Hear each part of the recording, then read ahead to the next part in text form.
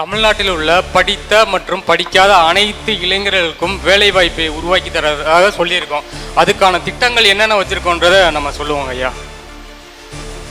படித்த படிக்காத அனைவருக்கும் அரசு பணி கொடுக்க முடியும்னா வேளாண்மையை முன்னிறுத்தி கட்டமைக்கிற, பசுமை தற்சார்பு பொருளாதாரத்தை முன்னிறுத்தி கட்டமைக்கிற, நிலமும் வளமும் சார்ந்த தொழிற்சாலைகள், வேலைவாய்ப்பு, வளர்ச்சி, இதான் நம்ம கோட்பாடு.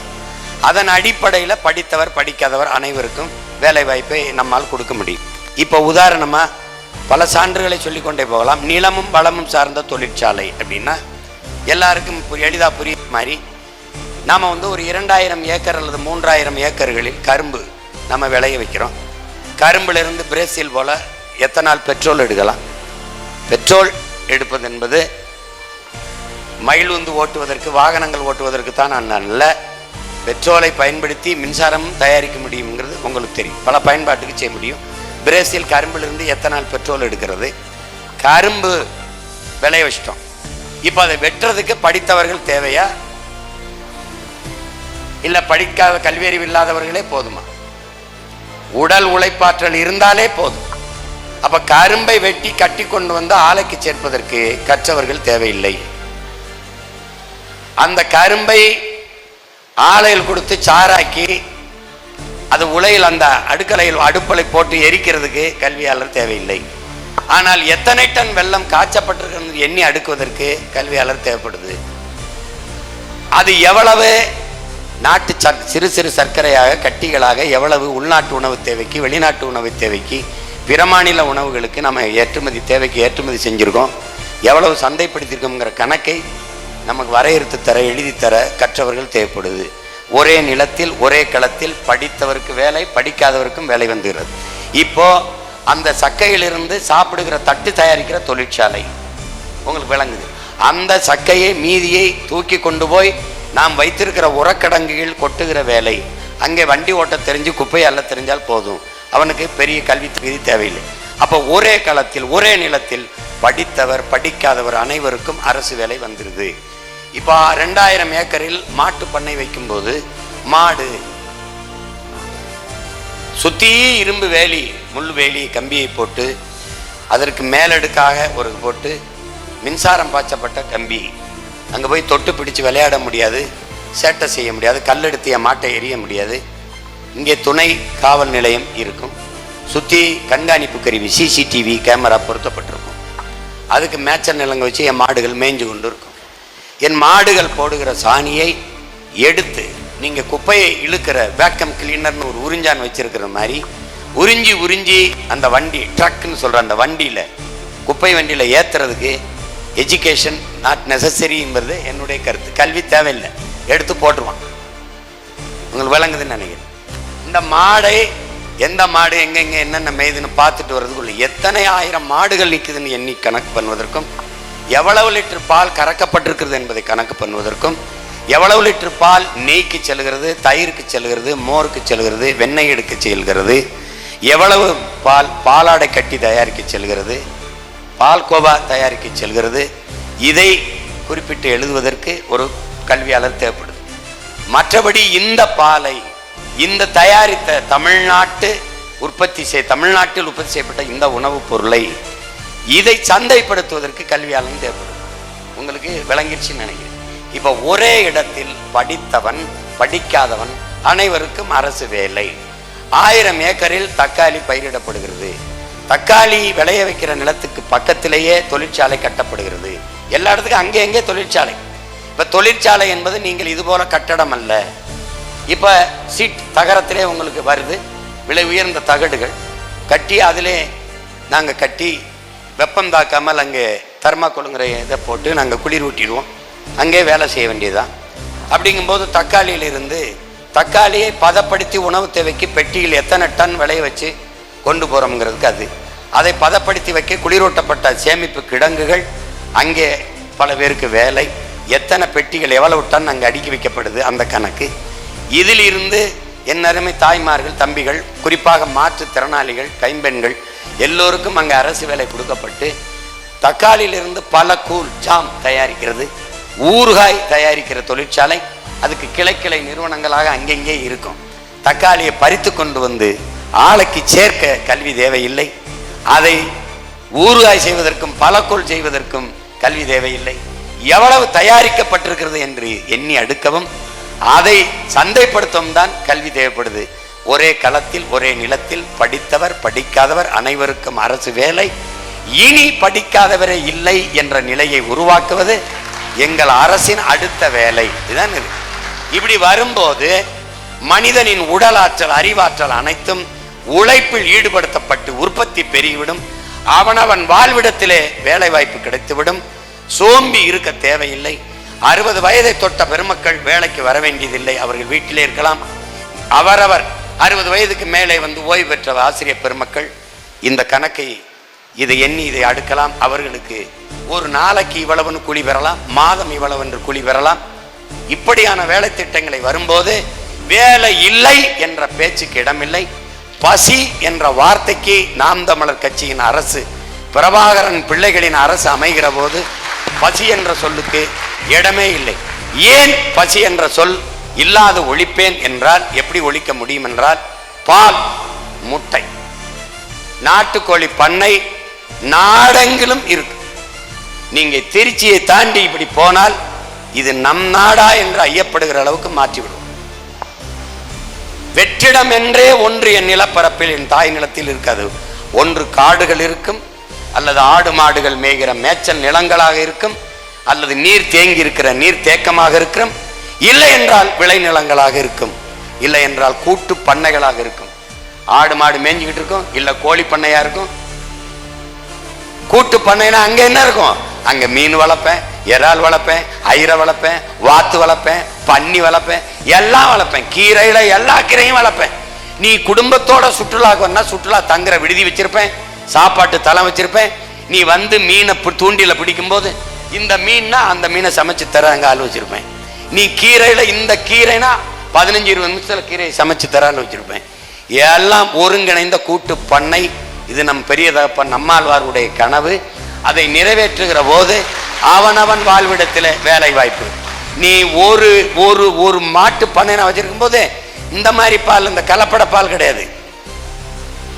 உத்தரப்பிரதேசத்தில் ஒருத்தன் 1 லிட்டரு கெமிக்கல்ல 1 லிட்டரு வேதிப்பொருள்ல 500 லிட்டர் பால் தயாரிச்சு 20 ஆண்டுகளா வித்து வாழ்ந்திருக்கான். 20 ஆண்டு விட்டுட்டு இப்பதான் கண்டுபிடிச்சிருக்காங்க. அவன் கண்டுபிடிச்சிட்டா நீ சாப்பிட்டுக்கிட்டு இருக்க, நீ குடிக்கிறது பால் நினைச்சுக்கிட்டு இருக்க, விஷம்ங்கிறத புரிஞ்சுக்க. மாடு இல்லாம பால் குடிக்கிறிய, நீ எப்படி கேள்வி கேட்கவே இல்லை. எல்லாரும் பால் குடிக்கிறோம், மாடுங்க. இது பால் போல ஒன்று. மில்க் ஃபிளவர், மாங்காய் ஃபிளவர், லெமன் ஃபிளவர் மாதிரி எல்லா காலங்களிலும் மாம்பழச்சாறு குடிக்க முடியும். மேங்கோ அப்படின்னு விற்கிறான். உங்களுக்கு புரியுது நினைக்கிறேன். அதுதான் மாசானுக்கு புக்காக்க சொல்றான், பருவத்தில் கிடைக்கிற மா, பருவத்தில் கிடைக்கிற பலா, இதையெல்லாம் எல்லா காலத்திலும் இருக்க வேண்டும் என்று நினைத்து நீ அதை பதப்படுத்த இயற்கை விட்டு ரொம்ப தூரம் போயிடுறாங்கிற. மாம்பழம் 2 மாசம் தானே, அந்த பருவத்தில் அதை உண்றணும். அது காலம்புறா சாப்பிடணும்னு வச்சுக்கிட்டு அது கெமிக்கலை போட்டு பதப்படுத்தி வைக்கிறது தான். அதனாலதான் அது பிரச்சனை. அப்ப அது என்ன ஆயிருது? இந்த நிலையை நம்ம போக்கணும் அப்படின்னா அதுக்கு வழி என்னன்னா, அந்தந்த வாழ்விடங்களில் என்னென்ன கிடைக்குதோ அதை வைத்துக்கொண்டு, அப்பா சொல்ற மாதிரி 60 கிலோமீட்டருக்கு மேல ஒரு பொருள் வெளியில போகக்கூடாது, வரக்கூடாதுன்றது. அங்கெங்கே உணவின் தேவையில் தண்ணீரை அடைஞ்சுக்கிட்டு போகணும். அப்படி வரும்போது, நம்முடைய ஆட்சி வரும்போது, பால், தூய பால், என் பிள்ளைகளுக்கு கலப்படமில்லாத பால், 1/2 லிட்டர் பால், 2 முட்டை. எவனுக்காவது பசிக்குதுன்னு சொல்லிட்டா என்ன கேள்வி? பஞ்சாப்ல லஸ்ஸின்னு கேட்டா 1 லிட்டர் கொடுத்துருவான். எரும மாடுதான். பஞ்சாப்ல நீ போய் பயணிச்சு பார்த்தீங்கன்னா, சாலையை கடந்து போனீங்கன்னா எங்க பார்த்தாலும் விளைநிலங்கள் ஆடு மாடு மேய்ஞ்சிக்கிட்டு இருக்கு. லசி ஒரு குவலை, இவ்வளவு ஒரு குவலை குடிச்சிட்டினா லசி இல்லை பசி. ஓட்டினா அவ்வளவுதான், அதோட பசின்னு ஒன்னே வராது. பால் மற்ற திரவ உணவுகளை போல அல்ல, பழச்சாறை போல அல்ல. பால் முழு உணவு. எந்த உணவிலும் திரவ உணவில் கழிவு வராது. பால் முழு உணவு, கழிவு வரும். தாயின் மாரிலே 2 ஆண்டுகளுக்கு நாம் பால் தான் குடித்தோம், எந்த உணவும் உள்ளல. ஆனால் நமக்கு கழிவு வந்தது. காரணம் பால் முழு உணவு, முழு புரதச்சத்துள்ள உணவு. பாலை என் பிள்ளைகள் 1/2 லிட்டர் பாலை குடிச்சிட்டு 2 முட்டை நாட்டுக்கோழி முட்டையை அடிச்சுட்டு பள்ளிக்கூடத்துக்கு போனான்னா பசிங்கிறது என் நாட்டில் இல்லை. பல வடிவத்தில் பால் மாறுது. எண்ணெயா மாறுது, நெய்யா மாறுது, வெண்ணெயா மாறுது, தயிரா மாறுது, மோரா மாறுது, பால்கோவாவா மாறுது. அப்ப அதை செய்யறதுக்கு நமக்கு ஆள் இல்லை. நீங்கள் பால் அருந்துகிறீர்கள், பால் உங்களுக்கு கிடைக்கிறது, அரசு பால் விற்கிறது, அந்த பால் ஆந்திராவிலிருந்து வருகிறது. நீங்கள் கறி சாப்பிடுகிறீர்கள், ஆடு உங்களுக்கு எங்கிருந்து வருகிறது? ஆந்திராவிலிருந்து வருகிறது, ராஜஸ்தானிலிருந்து வருகிறது. ஏன் உங்களுக்கு ஆடு மாடு வளர்ப்பதில் அவமானம்? நாம் தமிழர் கட்சி ஆட்சிக்கு வந்தால் அது அவமானம் இல்ல, வெகுமானம், வருமானம் என்ற நிலையை மாற்றணும். உங்களுக்கு ஒரு நோய் இருக்கு, அரை காசுனாலும் அரசாங்க காசா இருக்கணும், காசுனாலும் கவர்மெண்ட் காசா இருக்கணும்னு உங்களுக்கு தெரியல. அந்த அரை காசும் காசு நீங்க கொடுத்ததான் கவர்மெண்ட்டுக்குன்னு. உங்க பிள்ளைகள் நம்மது ஆட்சி வரும்போது அரை காசு இல்ல, காசு இல்ல, முழு காசே தருது. ஆடு மாடு வளர்த்தல், பட்டுப்பூச்சி வளர்த்தல், நாட்டுக்கோழி வளர்த்தல், தேனீக்கள் வளர்த்தல், நெசவு செய்தல், பானை செய்தல், வேளாண்மை செய்தல் எல்லாமே அரசு பணியாக மாற்றப்படும். அவரவர் வாழ்விடத்தில் கவர்மெண்ட் எம்ப்ளாய். அப்ப நீ வீட்டை விட்டு வெளியில வந்தீங்கன்னா தொழிற்சாலை இருக்க போகுது, வேலை. நான் மாசம் ஒரு 5000 கொடுத்தேன்னு வச்சுக்க, செலவு பண்ணி காட்டிட்டு பார்த்துக்கோ. நான் வெளிப்படையா ஒரு சவால் விடுறேன், 5000 உனக்கு மாசம் கொடுத்துறேன், நீ செலவு பண்ணி காட்டிரு. செலவு இருக்காது. ஏன்? நானே விவசாயம் செய்கிறேன். மலையிலிருந்து விளைய வைக்கிற கிழங்கு தேன் கீன் எல்லா அங்காடியும் குறிஞ்சி அங்காடி என்று கடையை திறந்துருவேன். அங்க வேலை பார்க்கிற என் பிள்ளைகளுக்கு, தம்பி தங்கைகளுக்கு, மாற்றுத்திறனாளிகளுக்கு, விதவை தங்கைகளுக்கு, எல்லாருக்கும், தாய்மார்களுக்கு அரசு பணி கொடுத்துருவேன். உனக்கு நடக்க முடியாது சோம்பேறி, வீட்டில் உட்காந்து அழைச்சு பேசி சுகி சுமோட்டோல வாங்கி திண்டு ஊபர் ஓலால பயணிச்சுட்ட இந்த அவன் பேர் என்ன அமேசான் இதுல பேசி தின்ட்ட அதே பழக்கம் இருக்கு. இருந்து போ கழுத. இப்ப என்ன எனக்கு அடிக்கிற? எப்பா 1 லிட்டர் தேன் அந்த குறிஞ்சி அங்காடிக்கு அடிக்கிற, எனக்கு கேரட்டு, முள்ளங்கி, பீட்ரூட்டு இந்த இதுக்கு அங்காடிக்கு கேட்குற. எங்காலும் சுகி சுமோட்டோலாம் தூக்கி வீசிட்டு நாங்களே அரசு பணிக்கு வச்சிருப்போம், நாங்களே வாடகை, என் பிள்ளை படித்த பிள்ளை உன் வீட்டு முகரி வாங்கிட்டு வந்து கொடுத்துட்டு போயிடுவான். அங்கே அரசு பணி, உனக்கு என்ன வேணுமோ அங்கே கிடைக்கும். குறிஞ்சி அங்காடி, முல்லை அங்காடி, மாட்டில இருந்து வர்ற பால், தயிர், நெய், மோர், வெண்ணெய், பாலாடை கட்டி, பால்கோவா எல்லாம் முல்லை அங்காடியில் வச்சு விற்பேன். அங்கே கறி, மாட்டுக்கறி வேணுமா, ஆட்டுக்கறி வேணுமா, எல்லாம் அங்கே முல்லை அங்காடி. காடும் காடு சார்ந்த நிலத்தில் என்னென்ன உனக்கு கிடைச்சதோ தேன் எல்லாமே அங்கே வச்சிருப்பேன். மலையும் மலை குறிஞ்சியிலையும் இங்கேயும் தேன் விற்கும், உனக்கு கிடைக்கும். திருப்பி மருதம் அங்காடின்னு நெல், குருதாலி, சாமை, வரகு, தினை, அது இது என்னென்ன வேணும், தக்காளி, வெண்டைக்காய், வெள்ளரிக்காய், பூசணிக்காய் எல்லாம் வச்சிருப்பேன் குறிஞ்சி மருதம் அங்காடியில். மறுபடியும் நெய்தல் அங்காடின்னு திறந்து வச்சிருப்பேன். மீன், எந்த வகையான மீன் வேணுமோ இருக்கும். இந்த 4 அங்காடி. நான் வரும்போது ரேஷன் கடை இருக்க போறதில்ல, ரேஷன் பொருளும் இருக்க போறதில்ல. ஏன்? அவன் மூட போறான், அவன் உணவு மானியத்தை ஒழிங்கிறான். நீ எதுக்கு இலவசமா அரிசி கொடுத்துக்கிட்டு இருக்க? அதனால என் வியாபாரம் பாதிக்குது. அதனால உணவு மானியத்தை துண்டிக்கிறான். கொஞ்சம் கொஞ்சமா இப்ப என்னன்னா ரேஷன்ல அரிசி இல்ல, மண்ணெண்ணெய் இல்ல, பருப்பு இல்ல, சர்க்கரை இல்லை. கொஞ்ச நாள் கழிச்சு போனீங்கன்னா அந்த இடத்துல ரேஷன் கடையே இல்லை. இதான் நடக்க போகுது. நான் சொல்றதெல்லாம் நடந்திருக்கு. இது நடக்கும், சத்தியமா நடக்கும். நீங்க எழுதி பண்ண வைங்கல, பதிவு பண்ண வைங்கல. ஆமா, அன்னைக்கே ஒருத்தன் திருச்சியில, இது என்ன மண்டபம், தாஜ் மண்டபத்துல ஒருத்தன் பேசிட்டு இருந்தான், ஒரு பைத்தியக்கார பைய அப்படின்னு நீங்க நினைச்சு பார்ப்பீங்க. உண்மையிலே நடக்கும். அப்ப நான் என்ன பண்ணுவேன்? அதுக்குள்ள திறந்துருவேன். எங்க பார்த்தாலும் குறிஞ்சி அங்காடி, மருதம் அங்காடி, நெய்தல் அங்காடி, முல்லை அங்காடி திறந்து எல்லாம் அரசு பணியாக்கிய மக்களுக்கு என்ன வேணுமோ கொடுத்துருவேன். திருச்சியில தக்காளி 20 ரூபாய்னா நாடங்களும் 20 ரூபா தான். இங்க விளையுதுனால விலை குறைச்சல், அங்க வெங்காயம் விளையுது தேனியில, அதனால வெங்காய விலை குறைச்சல், அங்க கம்பத்துல கரும்பு, நாடங்களும் ஒரே விலைதான். அதை தீர்மானிக்க போறது வேளாண் பெருங்குடி மக்கள், விவசாய அமைப்புகள். அரசும் விளைய வைக்கும், அவர்களும் விளைய வைப்பார்கள். கூடி முடிவெடுப்போம். ஒரு கிலோ தக்காளி என்ன விலைக்கு விற்கலாம், இந்த முறை 25 ரூபாய்க்கு விற்கலாம் என்றால் நாடங்களும் ஒரே விலை, பிக்சட் ரேட், அவ்வளவுதான். உலகத்துல எல்லா பொருளுக்கும் உற்பத்தி செய்கிறவன் விலையை தீர்மானிக்கிறான். உலக உயிர்களுக்கு உயிர்வணிக்கிற உணவளிக்கிற வேளாண்குடி மகன் மட்டும் அவன் விளை வைக்கிற பொருளுக்கு, உற்பத்தி செய்கிற பொருளுக்கு விலையை தீர்மானிக்க முடியல.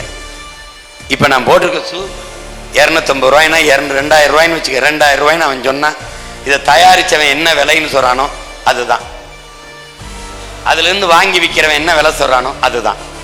ஆனால் நான் விளைய வைக்கிற கரும்பு, கரும்பு, வெள்ளரிக்காய், வெண்டைக்காய், சொரக்காய், பூசணிக்காய், அரிசி, பருப்பு, தக்காளி, எதுக்கும் விலையை நான் தீர்மானிக்க முடியாது, வாங்குறவன் தான் தீர்மானிப்பான். இப்போ உதாரணமா 1 கிலோ தக்காளி எனக்கு விளைய வைக்க 20 ரூபா அடக்கு செலவாகுதுன்னா, நான் சந்தைக்கு கொண்டு போகும்போது வாங்குற அந்த வியாபாரி இல்லைங்க 10 ரூபா தாங்க, 15 ரூபா தாங்க அப்படின்னு சொல்லுவான். கொடுத்தா கொடுங்க, கொடுக்கலாம் போங்கம்பா. நான் பொருளை திருப்பி எடுத்துட்டு வர முடியாது, ஏன் என் பொருள் உணவு பொருள் கெட்டு போகும். அப்ப நான் என்ன செய்யறது, 5 ரூபாய் நட்டமானாலும் பரவாயில்லைன்னு என் அடக்க செலவுல இருந்து இழப்பு 5 ரூபாயை தாங்கி கொண்டு அந்த வியாபாரிக்கு 5 ரூபாய்க்கு கொடுத்துட்டு வர்றேன். அப்போ 6 மாத காலம் 5 மாத காலம் நான் உழைச்சி விளை வச்ச பொருளுக்கான விலையை நான் தீர்மானிக்க முடியல, வாங்குறவன் தீர்மானிக்க முடிகிறான், நட்டப்பட்டு போறேன். ஒரு கரும்பு ஒரு தட்டையை விளைய வைக்க 25 ரூபா 30 ரூபா நான் செலவழித்தால், சந்தையில் போய் இறங்கும் போது அவன் 10 ரூபாய்க்கு 15 ரூபாய்க்கு கேட்டால் பாதி விலைக்கு நட்டப்பட்டு போறேன், வழி இல்லாமல் போயிடுது. அந்த இழப்பை தாங்க முடியாத அந்த வேளாண் பெருங்குடி மகன் நேரடியாக போய் பாலிடாலை வாங்கி கொண்டு வந்து எந்த நிலத்தில் கரும்பை விளைய வச்சானோ அங்க குடிச்சிட்டு படுத்துறான். இதுதான் இன்றைக்கு இருக்கிற விவசாயிகளின் நிலைமை. இந்த நிலையை மாற்ற வேண்டும் என்றால் விளைய வைக்கிற பொருளுக்கான விலையை விவசாயியே தீர்மானிக்கிற காலத்தை நாம் உருவாக்க வேண்டும். அதற்காகவாவது தமிழ் தேசிய அரசு, நாம் தமிழர் கட்சியின் அரசு மலர வேண்டும். வேற